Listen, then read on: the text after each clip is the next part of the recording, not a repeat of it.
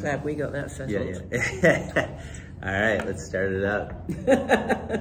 All right. So, Ryan. Oh, sorry. Yeah. Okay, you start. Okay, I'm starting. I'm here with my good friend, Rebecca Armstrong. She is CEO of North, which is an agency here in Portland. Lives in Sauvie Island, and a really great place. Has many dogs, has an amazing accent. Yeah, so we've known each other 22 years and both been agency owners.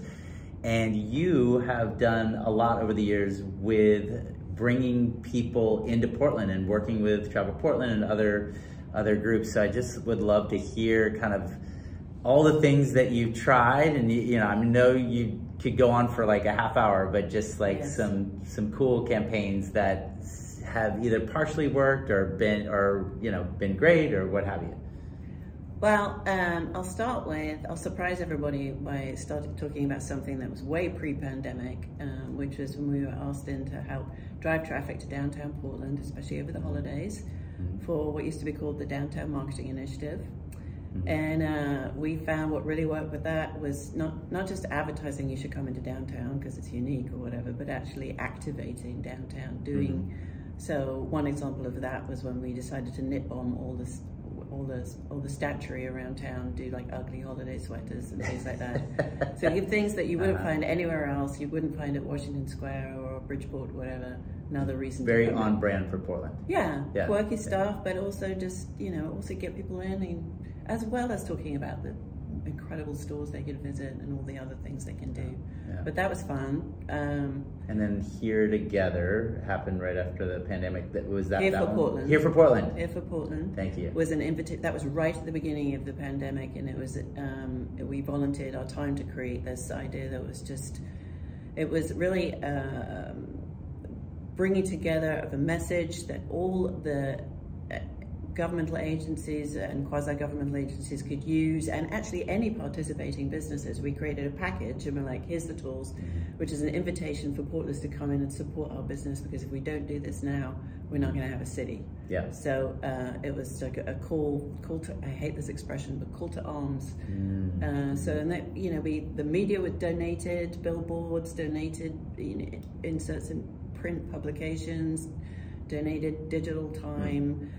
We had buttons, we had hats, we had all the things, and it was just, I guess I said, a call to the citizenry to come in and help us out. Yeah, and I think just what you and I were talking about before this is just a belief that if we get people to, we have a loneliness epidemic, all of these things, if we get people together and almost like have an event calendar where that happens regularly in Portland and close in Portland, like that's going to go a long way to solving our problems here. Yes, and latterly, in the last year and a half, we were brought in by the city actually to help figure out how to get people back into town, and it was a tough ask, and because we've given people, or as a result of the shutdowns and work from home, people have more autonomy than ever. Right. So it was really a tough ask.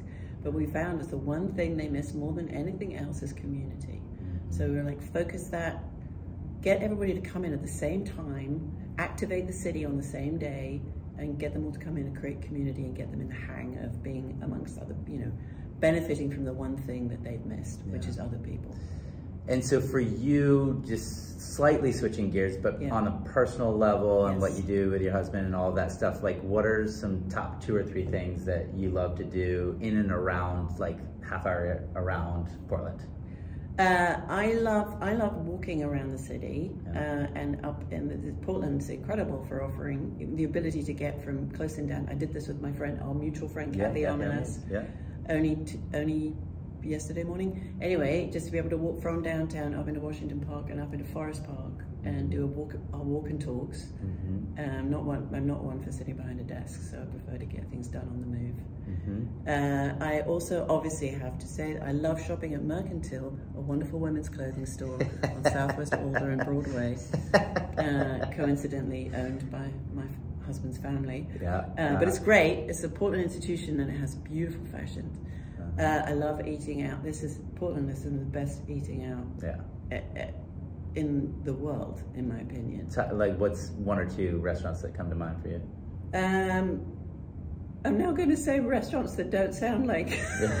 Yeah, even if they're like dive bars, that's fine. I can often be found at the Dockside Saloon. Yeah. Made famous by Tanya Harding. Yeah. Oh, you put me on the spot now. Okay. All right. Cut that bit out. Yeah. We'll cut that out. What else? This is just, you know, I moved here from London in 1992 and had no idea where I was moving to. Couldn't put Oregon on a map. Didn't know it had a coastline. Oregon. I mean, I had no idea how to say it. Came from England. And I was utterly charmed by this city and the extraordinary culture, the music, the ability to get to the mountains or the coast within 90 minutes. Yeah. This is a beautiful, beautiful place, and it deserves to stay great. So, citizens of Portland. Mic drop. Come on down.